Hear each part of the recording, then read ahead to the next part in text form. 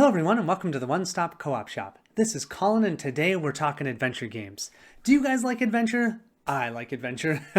So today we're looking at top 10s. I'm going to give you 3 things that I think if you like these things, you're going to like the game. And then 3 things that if you don't like these types of things, you're not going to like the game. I'll do that for 11 games. I'm cheating and putting 11 in. And then I'm going to give you 6 upcoming games that I'm excited for that are, I feel like, in the adventure genre. Let's get going. Legends of Novus is a fantasy adventure game placing you in control of a heroic character who is embarking on a journey across the mythical world of Novus in an effort to help rid the world of powerful creatures who are terrorizing the lands. This game is for you if you're looking for a single session of playthrough. You're going to start as a measly little character and you're going to end being super powerful, taking on quest monsters. It's super fun.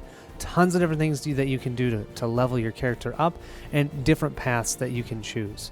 I do really like that this game has that open world feeling. There's no scenarios. The goal is always just to defeat 3 quests monsters as quickly as you can and complete like a quest card as well. The faster you do it, the more legendary you are. And then finally, this game is for you if you're looking for true solo. You only have to control one character. The turns are super fast. And so playing this solo took me only like 45 minutes to play a whole game. And yet you still get that progression from a weakling to a mastermind at the end.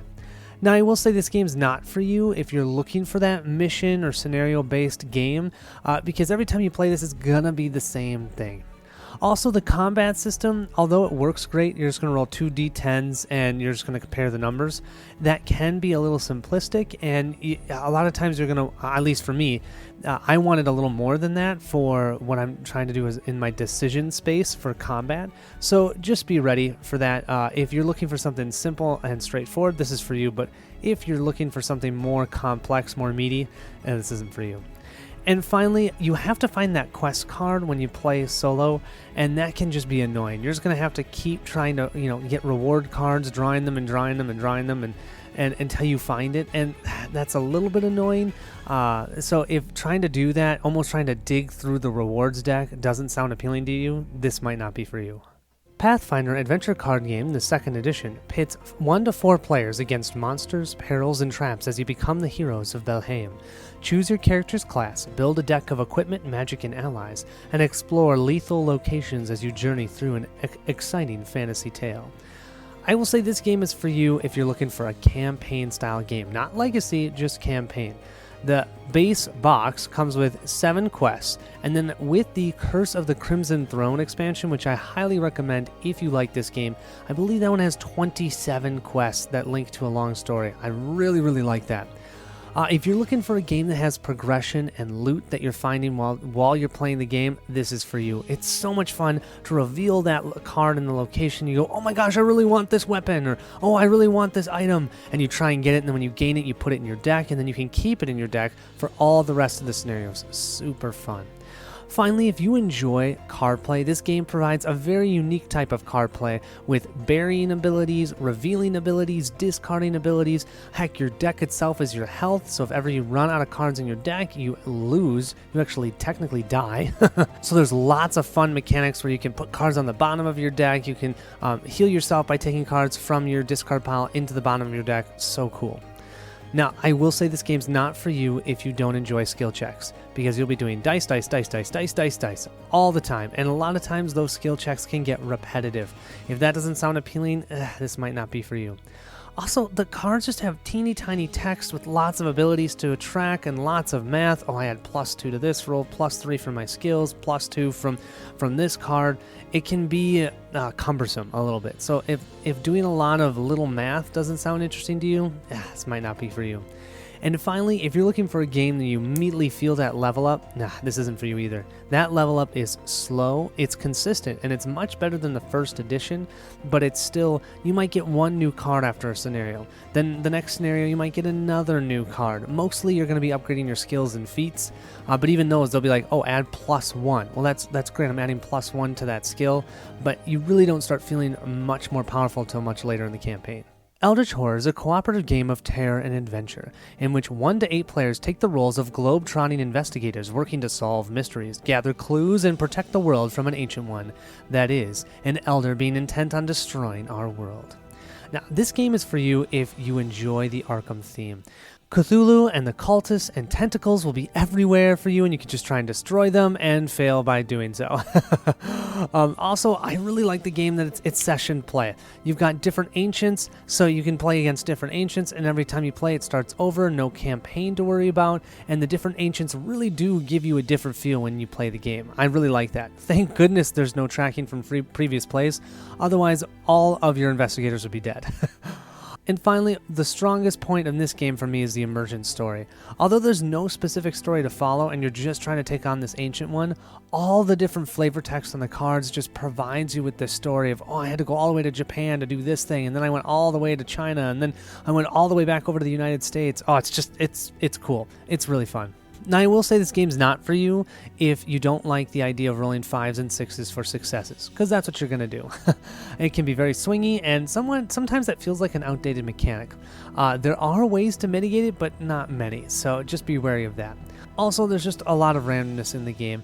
You're going to be drawing cards for these encounters, and who knows what they're going to be. One moment you could be dealing with people who are trying to throw you off of a ship, and then the next moment you've got somebody who's trying to give you money at a hotel. I mean, it's just, who knows, right? It's very random.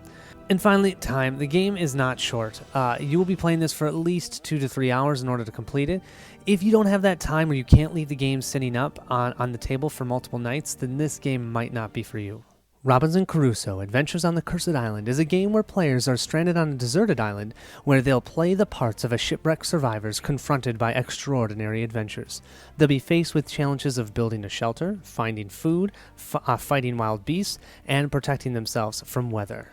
This game is for you if you're looking for a scenario-based game. The game comes with multitudes of scenarios in the base box, and they're all very replayable. Some are better than others, but you can honestly just play that first scenario, I think it's called Castaways, like 20 times, and you'll have a different experience every time. I can play that one anytime. I can still play it, and I've played this game over 50 times, so that's pretty awesome. Also, if you like the idea of a worker placement that actually has some sort of theme that's interesting, not that, farming isn't interesting, but you know what I mean, having an adventure while doing worker placement, this is for you.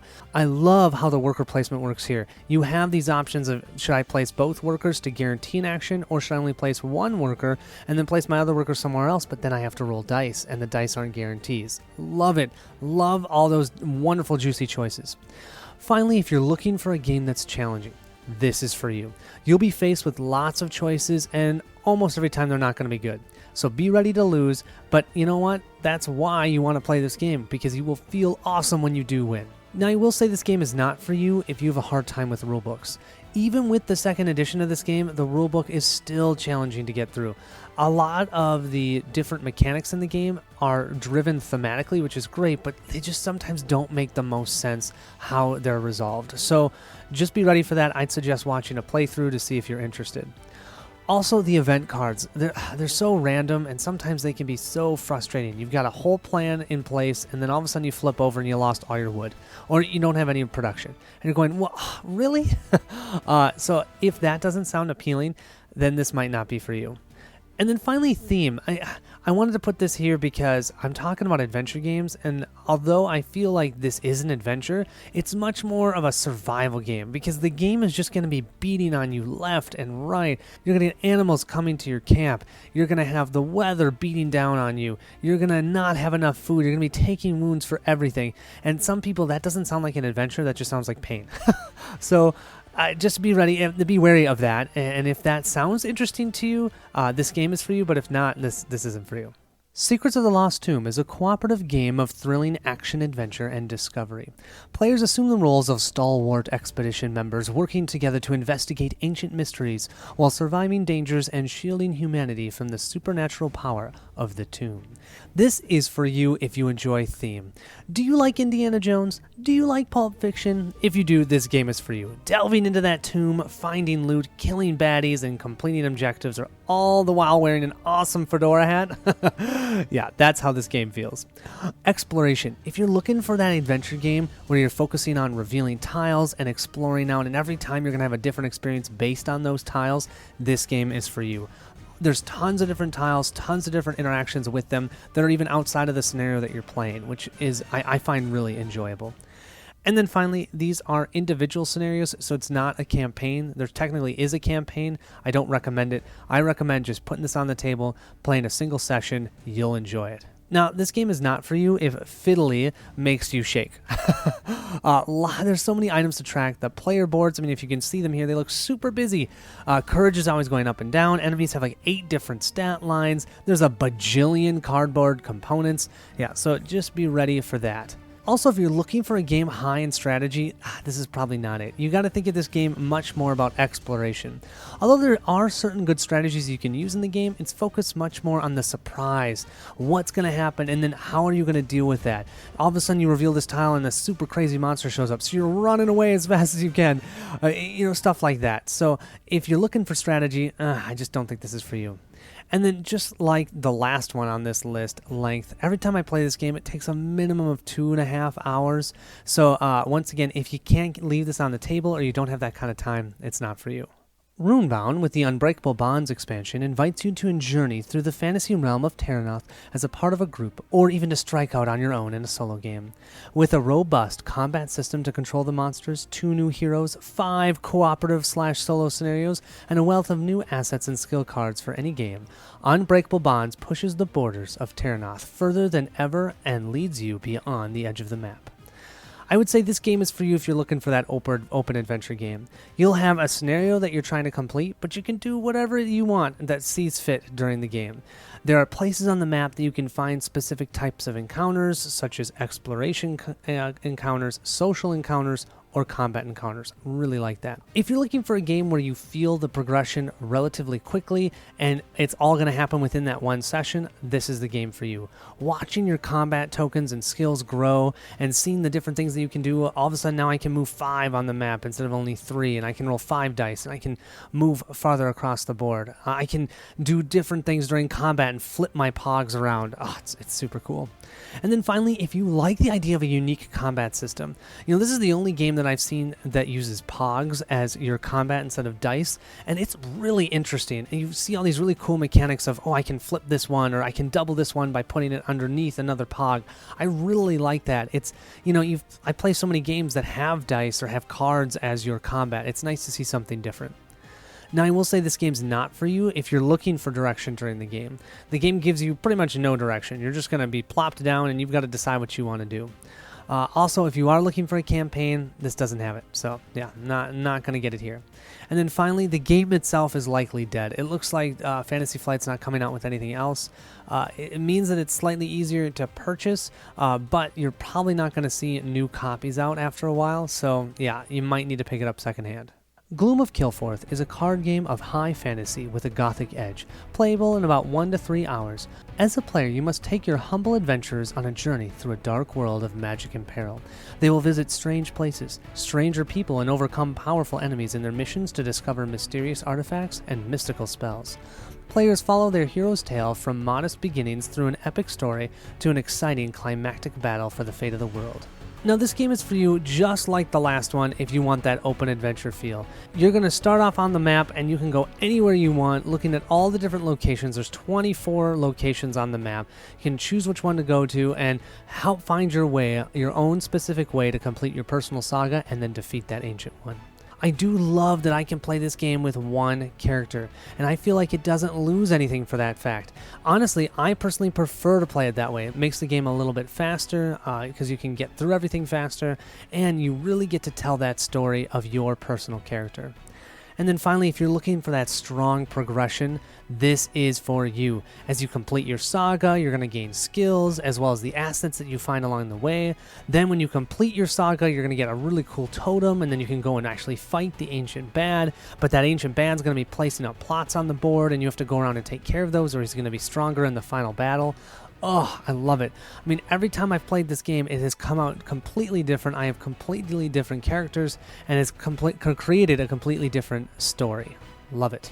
Now, I will say this game's not for you if 5s and 6s on dice for successes bugs you. You're going to have that here just like Eldritch Horror. The advantage here is you can save successes during your turn, but at the end of the turn, they all get wiped. but that means that even if you're trying to complete something that's relatively difficult, you can roll multiple times to get more successes, which is definitely helps with the fact that you are rolling dice. I sometimes wish this game had a campaign, but it doesn't. So if you're looking for a campaign, this game might not be for you. And then finally, the Ancient Ones. So although you're free to build your character in any way that you see fit, and each one's going to have their own, things that they're good at and things that they're a little bit more weak on, at the end of the day, you're going to have to fight the Ancient Ones. So that means you always have to focus at least somewhat on your fight value. So if you're looking for a game where you can maybe sneak past the Ancient One or sneak past that final boss instead of having to fight it, this game might not be for you. Lord of the Rings Journeys in Middle-earth is a fully cooperative, app-supported board game for 1 to 5 players. You'll battle villainous foes, make courageous choices, and strike a blow against the evil that threatens the land, all as part of a thrilling campaign that leads you across the storied hills and dales of Middle-earth. Now, this game is for you if you're looking for that campaign game. This is one of the best ones on this list. The story is mostly engaging. I will admit that I got lost in scenario 7 or 8, I think it was, in the main campaign for a bit. Didn't really understand what was going on. But overall, a very engaging story. You will be leveling up your character between the quests, and the entire game is focused on having a story that brings you from one gameplay session to the next. And that puts me right into my next thing, which is a variety of scenarios. If you like a variety of scenarios, you're going to love this game. There's even 2 different types of scenarios. You're going to have exploration scenarios where you're exploring on a map itself versus a battle map scenario, and you're going to have just 2 tiles down and it's more puzzly. You're going to be moving around trying to find certain things or talk to people or, hey, just destroy a troll or an orc or something like that. But I love the 2 different types of scenarios, and then within those you also have different things that you're trying to do. So definitely a variety of scenarios is a positive here. Finally, the card play. The skill deck works wonderfully in this game, providing you with tactical choices on which card to prepare, which one to use, and how best to manage your very limited actions in the game. You don't have information overload with too many cards to choose from, but slowly you will gain better cards and become stronger. Now, I'll say this game is not for you if you can't handle an app. The app is a must. You have to play with it. I personally feel it's the best app-supported game that I own, but if you don't like the app, this isn't for you. Also, you have to be willing to play the long game. There's no possible way to play a single mission in this game, which personally I think is a big bummer and a miss. It'd be so nice to just be able to do a one-off scenario. They don't have any of those. So that means you have to be fully committed to enjoy the game. Leave it on the table. Play multiple sessions. Get invested in the story, or else it's just going to fall by the wayside. And finally, skill checks. Yep, you're going to be doing them over and over and over and over and over. You have to be okay with them. They're a lot of fun. You always will have these decisions about, oh, should I use my skills that I have prepped to help me with them? But everything's going to be a skill check, so just be wary of that. Nemo's War 2nd Edition is set in the year 1870. You set sail in this amazing electric-powered submarine, assuming the role and motive of Captain Nemo, as you travel across the seas on missions of science, exploration, anti-imperialism, and yes, even war. Now, this game is for you if you're looking for that true solo game. This was designed for solo. You can play as Captain Nemo, who is piloting his new ship, the Nautilus, all around the world. It's wonderful to play a game that is made specifically for solo adventuring. The board even has all the rules on it that you need. I love that. They're totally smart. Knew what you needed as a solo player. If you're looking for a game that's more about the journey than the actual destination, this is for you. When I play this game, although the victory points do help drive some actions that I'm taking, I get so lost in the emergent story and the adventure across the seas, I don't even care if I win at the end. I love that great journey, and I love all the different things that I've done, and at the end of it I go, wow, I collected or amassed this many victory points? Cool. And then finally, the calculated risks in the game. Oh, that's so great. If you're looking for a game where you have to decide, is it worth risking that precious resource like your crew or your hull or heck, even Captain Nemo itself, just to get that success? But then if you fail, you know what happens when you fail? You don't want to know, right? So the question is, do I want to use those resources or not? And you're going to have that choice all the time, and that's what makes this game fun. Now, this game is not for you if victory points turns you off. Because at the end of the game, after you've done all this great adventuring, you're then going to have to go 1, 2, 17, 50, 100. You're going to be counting all of your victory points, which does feel a little anticlimactic. There's really no big bad to defeat. You just kind of see how well you did based on a chart. That's a little bit of a bummer. also dice. Dice for everything. You're going to be rolling 2, 3, 4 dice. That's going to tell you the actions that you can take. That's how you're going to resolve all of your actions. There's tons of ways to mitigate it with all those resources I was talking about, but still, there's a lot of dice. You got to be okay with that. And then finally, there is no actual story in the game. So if you're looking for a story or campaign game, I'd check out the one that I just talked about before this one. Mage Knight the board game puts you in control of one of the 4 powerful Mage Knights as you explore and conquer a corner of the Mage Knight universe under the control of the Atlantean Empire. Build your army, fill your deck with powerful spells and actions, explore caves and dungeons, and eventually conquer powerful cities controlled by this once great faction. This game is for you if you love puzzles. Each hand of cards is a puzzle, since you can use each card in your hand as one of pretty much any action, one move, one basic attack, one basic defense, or use it for the top or bottom action if you can boost it. You have a plethora of options on how you want to proceed in the game. The game is about effectively using your cards to maximize the benefit to level up your mage to take on 2 incredibly challenging cities. Also, if you're looking for a game where you control one character, this is it. The game works spectacularly as a solo mage game. My personal favorite way of playing it is that way. Finally, the progression of the game. Oh, it's great. When you first start the game, you will shake in your boots when you see a 4-attack enemy. But by the time you're taking down a city, you're able to take down 6 different enemies that have fire damage, they have poison, and you're like, whatever, doom, boom, and all of a sudden you can win the game. I love how you go from 0 to hero in no time flat. It's wonderful. Now, this game is not for you if you don't like having everything being a challenge. Moving is hard, attacking is hard, defending is hard. You're going to have times when cards are not going to match what you need to do, and that can be frustrating. You have to be okay with letting the cards drive your choices. This is hard for a lot of people, and it sometimes can really make the game harder or easier depending on how the cards play out.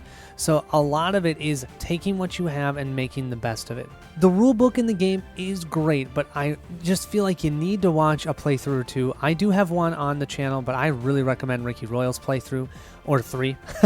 Okay, they will help you fully comprehend those rules, and I will guarantee you're still going to be referencing the 10 reference sheets from this game all the time. If that doesn't sound interesting, then this isn't for you. And finally, the game is very deterministic. So if you're looking for a game with tons of epic dice rolling, lots of unknowns, this might not be for you. This is much more of that puzzly game. Makes me think of Dungeon Alliance from my top 10 solo dungeon crawlers. My number 1 solo adventure game is the Fantasy Flight living card games that are scenario based, and that is the Lord of the Rings and Arkham Horror, both of them. Lord of the Rings, the card game, is a cooperative adventure game in which the players attempt to complete a scenario, each with 3 heroes of their choice and a deck of allies, events, and attachments to support them. The basic mode of play in Arkham Horror LCG is not the adventure itself, but the campaign. You might be scarred by your adventures, your sanity may be strained, and you may alter Arkham's landscape, burning buildings to the ground. All your choices and actions have consequences that reach far beyond the immediate resolution of the scenario at hand, and your actions may earn you valuable experience with which you can better prepare yourself for the adventures that still lie before you. Lord of the Rings is for you if you enjoy deck construction. Half of the enjoyment of this game is creating a deck that can defeat the quest that you're playing. Trying to find those unique and cool combos, putting together crazy thematic decks, trying out different synergies is one of the best parts of this game. Lord of the Rings is set to sunset after this specific deluxe set is complete. That means you can actually get a full card pool. You don't have to worry about keeping up with purchases, etc., and there's already a ton out there to play. I will never feel like I've exhausted this game. I am on my 235th play now, and I'm not even remotely close to being tired of this game. If you're looking for an adventure game with variety, this is your game. You want sailing? There's a deluxe for that. You want to go into the desert?